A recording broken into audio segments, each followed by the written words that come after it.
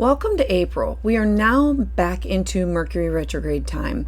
You're going to see many things still moving forward, but it's going to be a time that you're going to have to stop and slow down and pause. Let the natural rhythms play out. What's going to change as of March 20th and running all through April and lingering until May 14th is how to align with what you want to do. I encourage you to work with the flow. Avoid trying to make anything happen during this retrograde window. It can cause you frustration, and the outcomes are often shorter term and they're less grand than you may desire. This is going to be a time for you to really sit back and see what comes to you.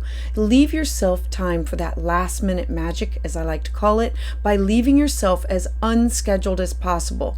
We're currently in the heat of eclipse season. The theme is continuing on the Aries Libra axis, and it began back in early 2023 and it's going to run until early 2025. Now, last month we had a lunar eclipse at 5 degrees of Libra on March 25th, and on April 8th of this month we're going to have a solar eclipse at 19 degrees Aries. This eclipse cycle is going to be vacillating between the energies of the me-we sectors of your life. The focus is going to be on your individual and your relationship empowerment as the highest expression of the potentials.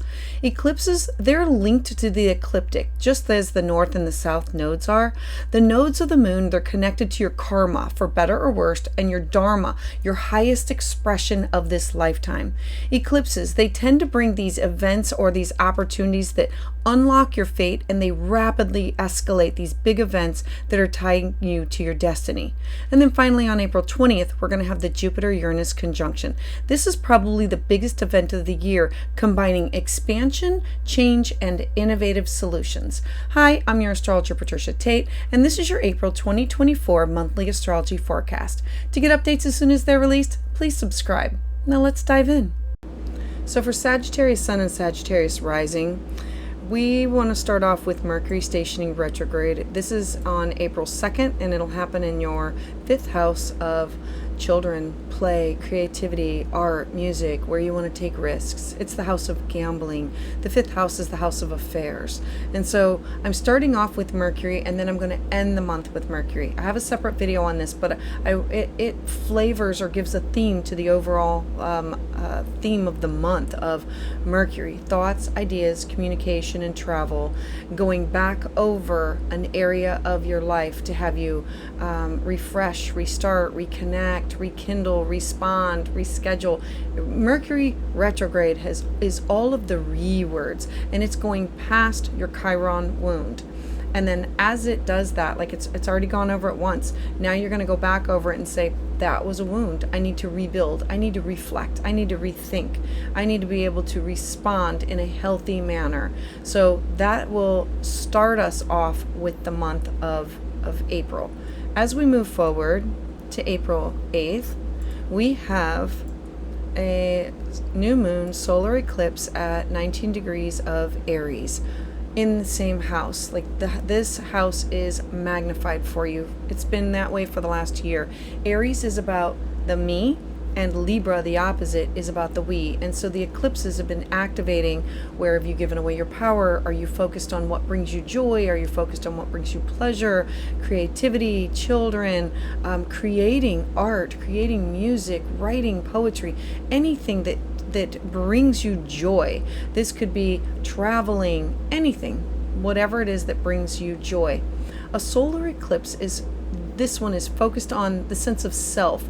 It means everything that's concerning your independence, your courage, your individuality. All of those topics are going to be on the front burner of, are you focused on you and bringing joy, love, and pleasure to yourself? Looking for opening up doors, bringing in new. And then there's always these fated endings. There could be a project that ends, or people that you worked with that like teams or groups that you were participating in that are no longer. It could be where you used to volunteer. You are no longer going to be doing that. You are going to be leaving behind some things with the focus on, I need to reevaluate my relationship with myself and make important changes of, where am I taking risks? Am I looking for adventure? Do I have inner happiness? Does this bring me joy? And then finding the joy, the passion, the confidence in this area of your life, being self-sufficient as you move forward. That's what the eclipse is pushing you to do. Probably the most important or the biggest aspect of this month is going to be on April 20th, and it is Jupiter conjunct Uranus at 21 degrees in the sign of Taurus. Now, Jupiter's known as the Great Benefic, and it brings these opportunities for growth and expansion. And Uranus is the planet of progress and surprises. Now, Jupiter's been in this house of your daily habits, your mental, physical, spiritual health, well-being, how you connect up with coworkers, pets are found here, how you give of service to others, how do you take care of yourself. The sixth house is about illness, disease, nutrition, diet. It can represent aunts and uncles, but it's truly about self-care and what do you do on a daily basis. And Jupiter's been offering you many opportunities. Taurus, on the other hand, doesn't like change, and Uranus being here has had a lot of change over the past year of your life. And so Uranus, the planet of progress and surprises, now connecting up, offers these strong manifestation potentials between April 4th and May 8th, especially occurring around the days of April 20th when it becomes exact.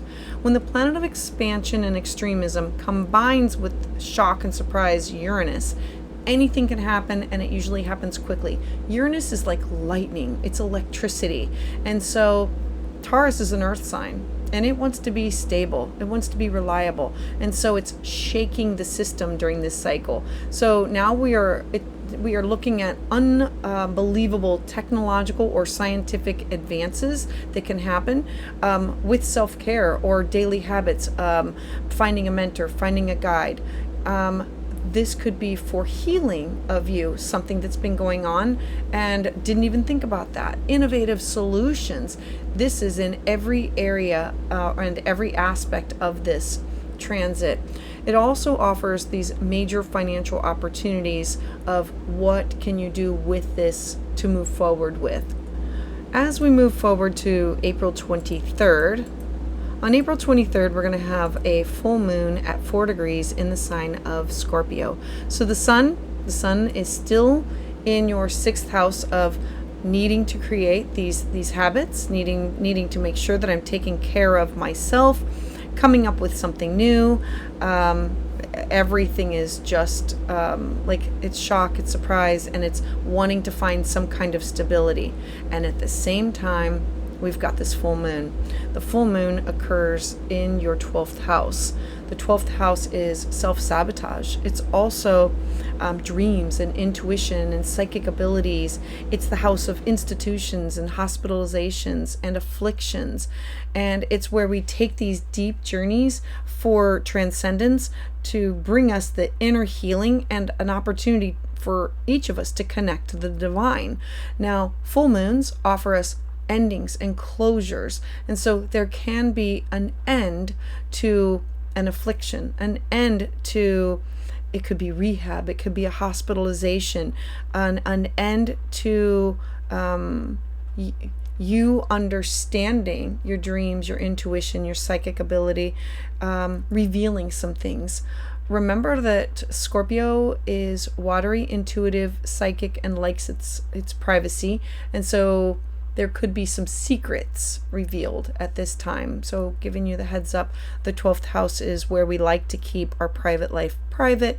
And Sagittarius, you might have some of your best kept secrets revealed for other people to see, or out in the open for people to see.